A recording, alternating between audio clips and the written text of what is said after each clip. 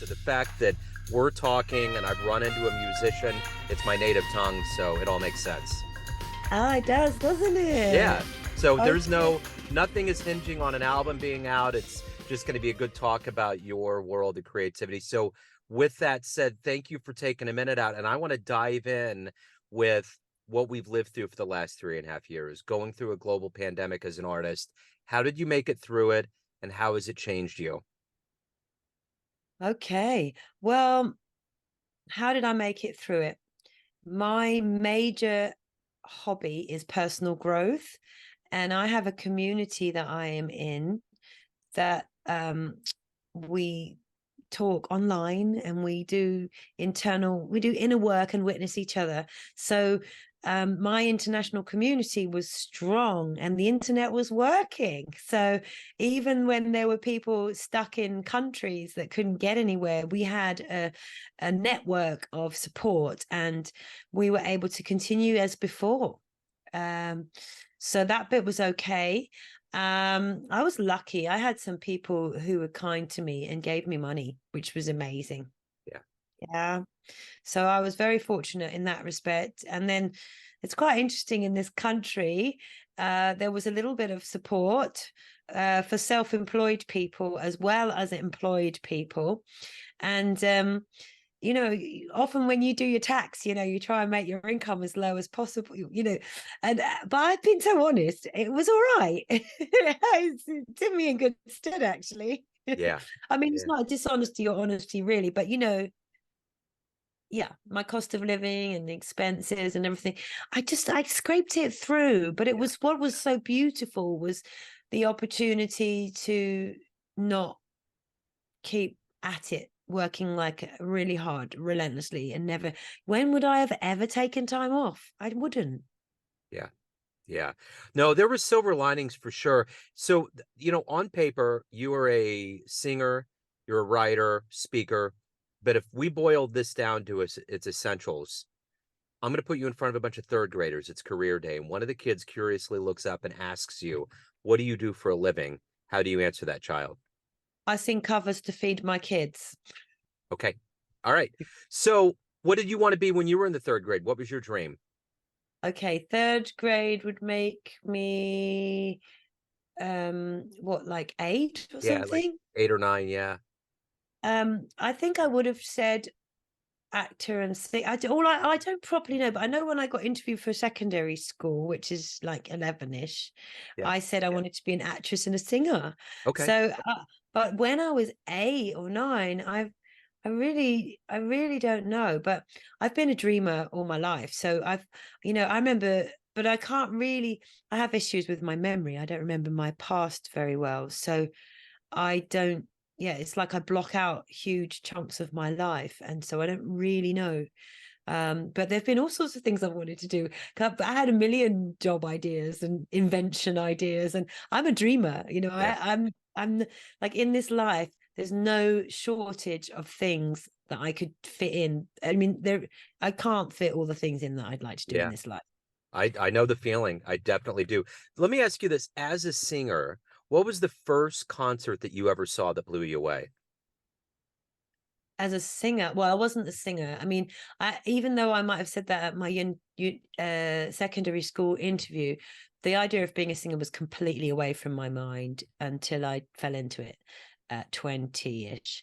But the first concert that comes to my mind right now, I saw JB's, I saw Fred Wesley, PB Ellis, and gosh, who's the third one? I've forgotten. Three of the JBs. So that was amazing. And but that, I mean, I've seen Nina Simone at the Royal Albert Hall. Um, I remember as a singer now, when I just started to emerge as a singer, and that was literally telling a few people that I'd like to sing.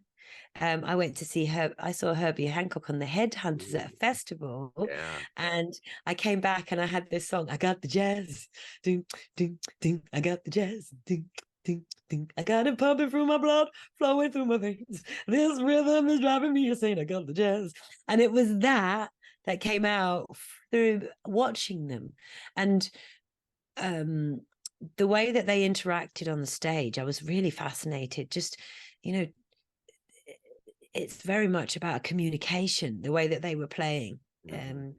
I mean, at the time, I didn't know anything about. I mean, I'd seen some concerts before, been to Glastonbury. I've seen some great people, but that was the one where, yeah, like I got something. I got the jazz that day, and it was partly because of the way that they were looking, and I got this sense of, I couldn't tell this to eighth graders, but orgasmicness. You know, there's like peaks that you, these like rises and peaks, and then falls, and yeah, oh yeah. I like it. I love that description. So let me ask you this. Take me back to your childhood. What were the seeds that were put into you that made you a dreamer, that made you a creative, that made you follow this path that you're on right now? Good question. Still can't answer it. I just always have been a very joyful person, and it's interesting because I was also very much in denial of stuff, um, and but I think I had aspirations. Like I grew up on a council estate in southeast London, and I used to want things, and I used to want them, and then eventually I'd get them.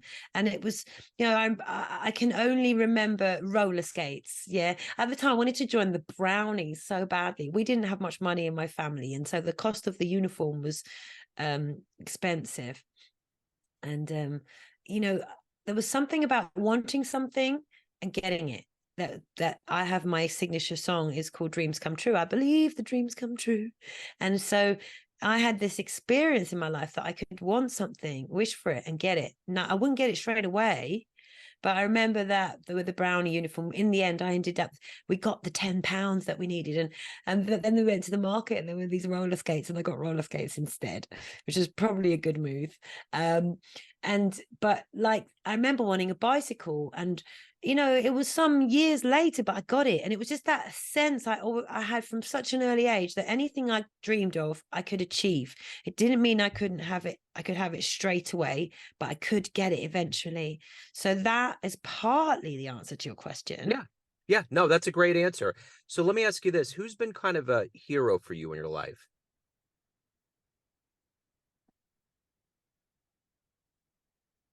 That's a difficult question. I don't really have heroes. Okay. Um, Or so inspirational figures. inspirational figures. I mean, the first person that comes into my mind, again, I'm back on music, is um, Stevie Wonder as a person who, like when he started making the albums where he played every instrument. Yeah, that just was sexy. In terms of, I like motivational speakers. So I have motivational speakers that have inspired me.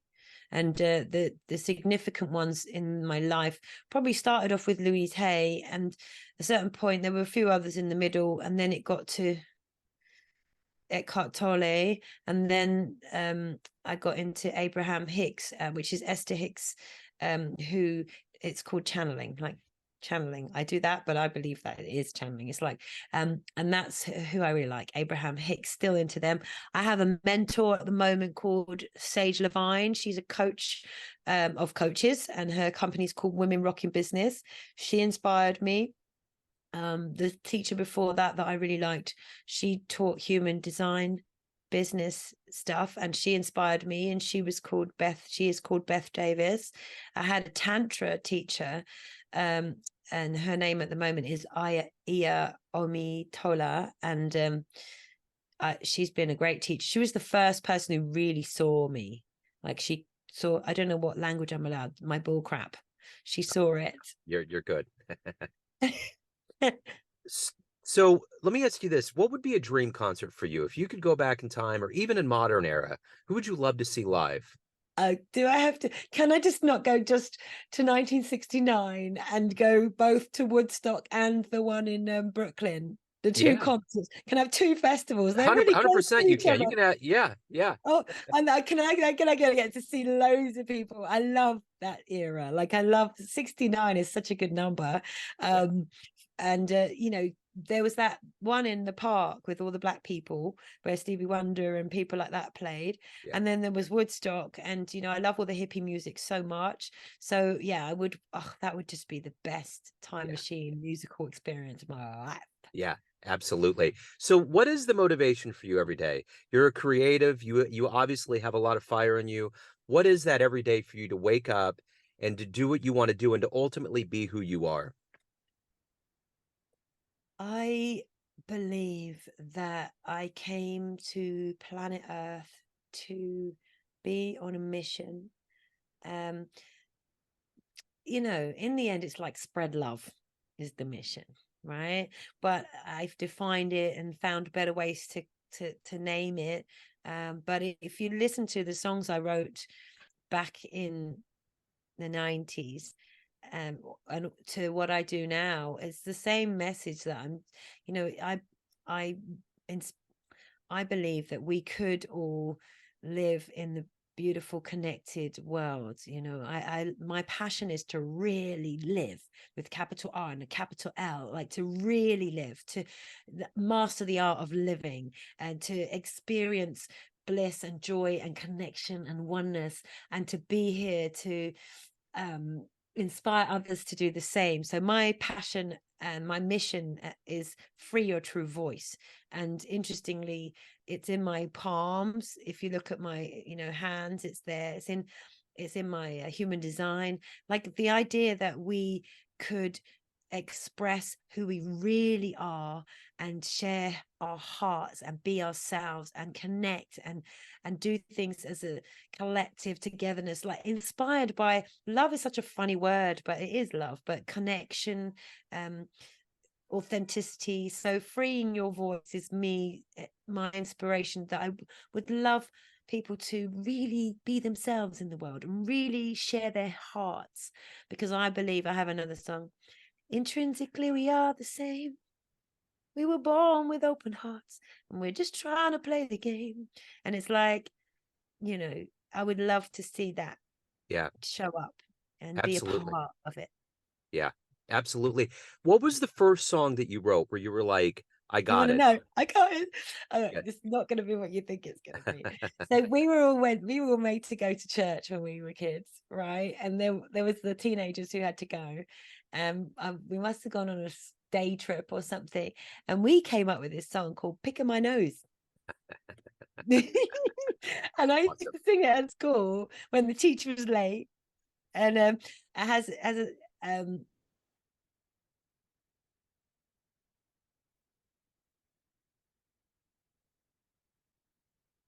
that I wrote, because I was quite brainwashed in that, but I can still remember it. It's quite melodic. And but the pick of my nose one, yeah. So it was like a pretty much bluesy thing. So I'd get the kids. So I go every morning when I get out of bed, and then the kids go da na na na. So I got all the kids involved, and I still do sing along things. That's Um, awesome. yeah. I love it. I love it. So let me ask you this. What's been the best advice you've ever gotten? Listen, I can't tell you the best advice, but the first thing that popped into my head was pick your fights. Yeah. It was when I became a mum, when I was becoming a mum. And yeah, yeah. So that's the one that popped into my head. Like, and I have a Facebook group called Free Your True Voice, and I try often, most weeks, or to do a live and bring it open as a Zoom so anyone can join in the conversation. And pick your fights was one we did recently. It's like, or pick your battles. Um, in any way, in any world, like, just as a mother, true, if you're going to make no no no with your children, you have to decide what's the real no's that we're fighting for. But also in this world, we can spend a lot of time putting energy into things that we could just let go of. And it's so interesting because just now, earlier, I was listening to a podcast.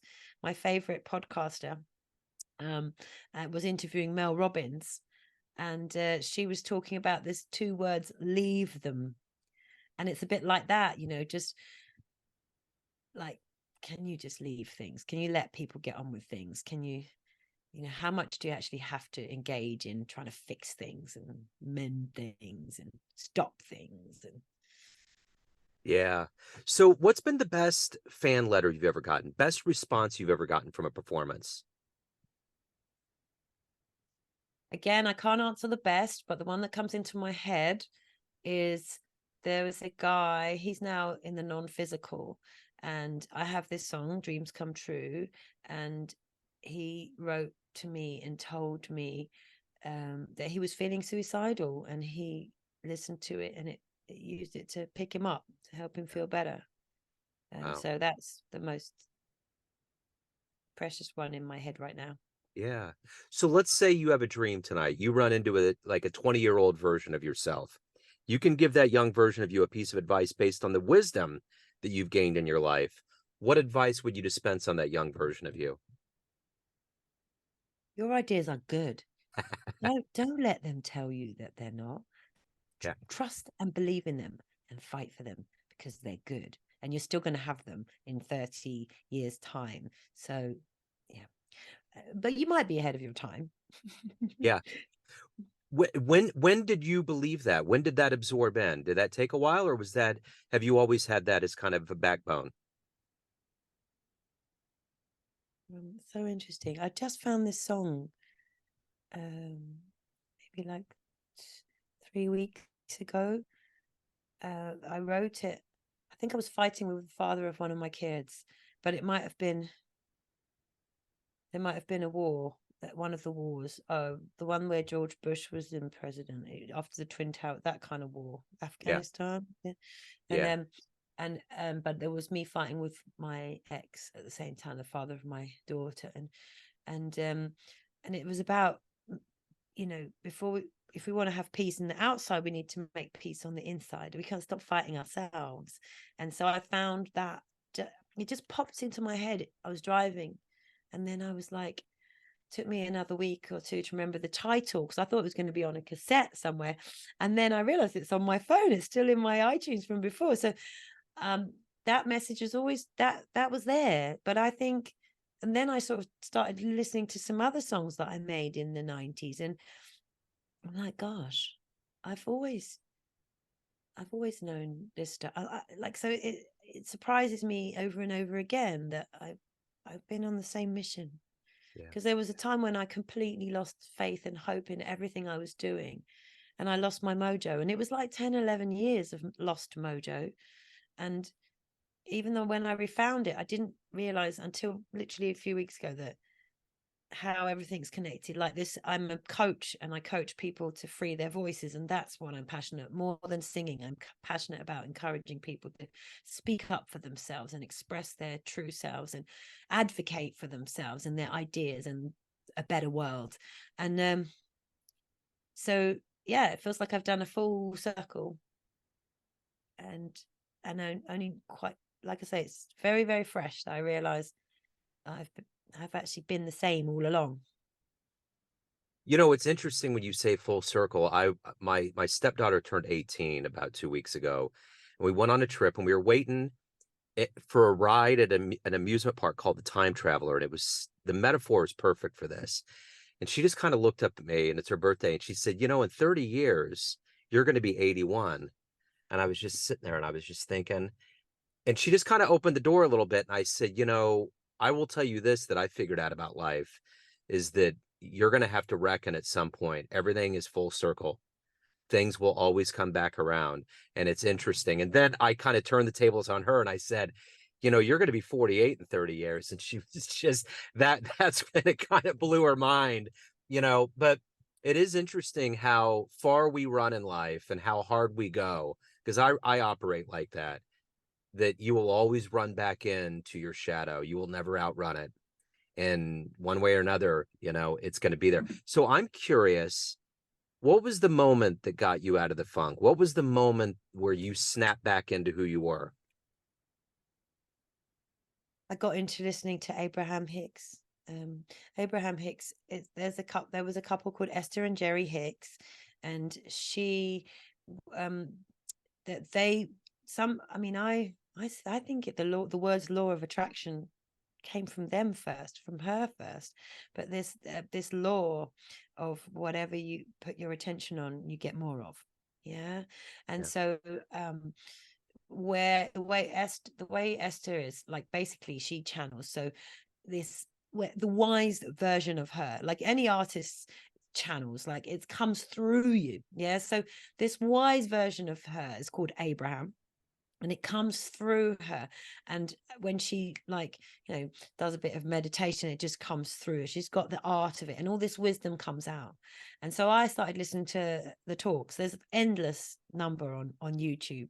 And I've got lots of sort of esoteric kind of friends, and I've had for years, and who meditated and things like that, but I could never meditate. And Esther, I mean, it's Abraham, you don't know what pronoun to give it, but they have a meditation, and I thought I'm gonna do it. And so I started meditating, and I was listening to all these talks, and this idea of, I love, people talk about gratitude. Well, Abraham often calls it appreciation. And if you think about appreciation in terms of money, right, when something appreciates, it gets bigger. So it's a lovely word. And I was singing at the beach. I sang on the seafront. That was my job. Like, I got to sing 3 or 4 days a week, standing, looking at the horizon, facing south, like, and various things, that were lovely. And just this pivot of appreciation. It was 2012, and it was the pivot of doing the same exact thing, but looking at it through eyes of appreciation really helped. Like, Yeah. then it changed everything. So, of all the things that you've done and overcome and become in your life, what are you the proudest of?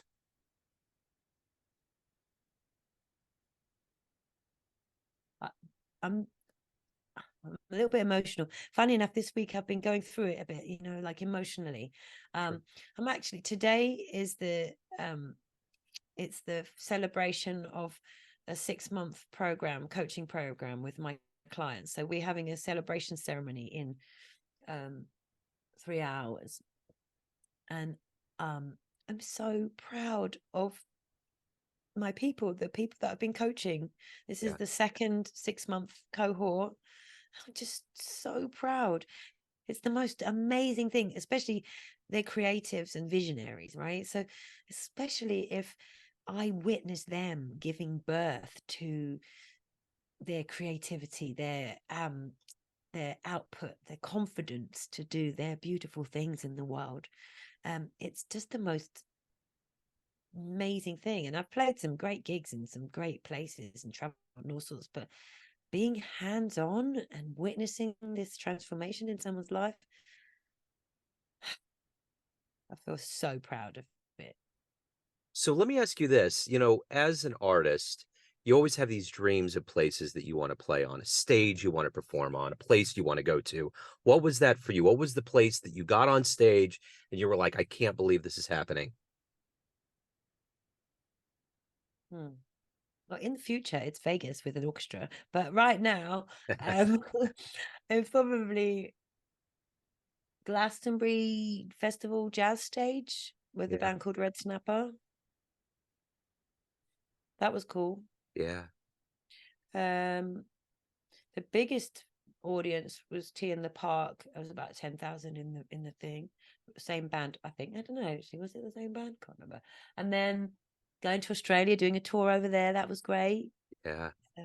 It was good vibrations, and the band was called Freeland. That was good.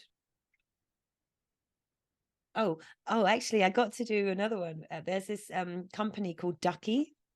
It's quite a queer company in London, and they wanted me to be singer. They wanted me. They had a tribute night to uh, a TV chef from the 70s called Fanny Craddock, and everyone had to dress up as Fanny Craddock, and I got to. So was dressed up like her, but I had 2 songs, and I had a kind of catwalk stage. I see myself, like, really in the hugest stages, being completely glamorous and camp and huge. And so that one was quite nice. That was probably the best one of its kind, because I got to be really glamorous and in character, Yeah, and have people on either side and lap it all up. And yeah, that was really fun. I love it. So let me ask you this. Everyone out there has a perception of you, your family, your friends, all of your fans, everyone that you work with, everyone in your coaching group, but you ultimately run the show. What's your perception of you? Who do you think you are? Oh, I consider myself to be an extraterrestrial. So it's so funny because my brother is now completely bought into it, and he's like, well, you're an extraterrestrial. And yeah, a couple of people like have kept onto it, so they even remind me if I forget. So yeah, I like that. And if I am an extraterrestrial from the planet Org, we're not bodily, we're blobs. We're like just amalgamous blobs. Yeah, um so that's quite cool. A medicine woman is sometimes I describe myself as. Like, I love the fact of being witchy pagan, um and also dormouse. Like, some people don't realize how much I love to just curl up and be really tiny and quiet, and they don't see that. sure, sure. Well, you got to have a yin and yang, that's for sure. So if anyone out there wants to listen to your music, reach out to you, be a part of your coaching, anything in your world, where can they go? Probably the best place is alisondavid.com, alisondavid.com. But I'm on social media. On my personal Facebook page is where I often share my heart, my current, what my journey, and my poems, and that's just a stream of real Alison just being herself in front of people. Um, yeah, so that's that. Then I just have my business, musicy one, Alison David Singer, or on Instagram, Alison David Vocalist. Um, Yeah, and if you looked up Free Your True Voice, that's my Facebook group, and that's where we focus, on building a community of people who would love to dare to express everything that they are. Yeah. And so if people wanted to actually be part of that community, it's called Free Your True Voice. It's on Facebook at the moment. I am birthing the website, so hopefully those 4 words will lead people to me wherever they are. So I got to tell you, along with doing podcasting and radio show, I'm a visual artist. I write, I do spoken word. I've done a number of readings, and I just feel things. And you emanate a very beautiful spirit, and I'm so glad that the world and everything pulled you out, and you're in full force. So Oh, I got thank to tell you, you too. Joe. You asked me up front what really allured me in, and I'm very interested in this community if there's singers and creatives. But there was one picture of you, and you had a heart in your hair, and I'm like, if someone can do that to their hair, there's something special going on. So that was one indicator, that was one nugget. So thank you so much for your story. Thank you for spilling the light forth on the show. I really appreciate it. Best of luck with everything. Thank you, Joe. Thank you very much. And I'm very honored to be part of your creation. Absolutely. Thank you very much. Have a great holiday season. And you. Take Okay. care.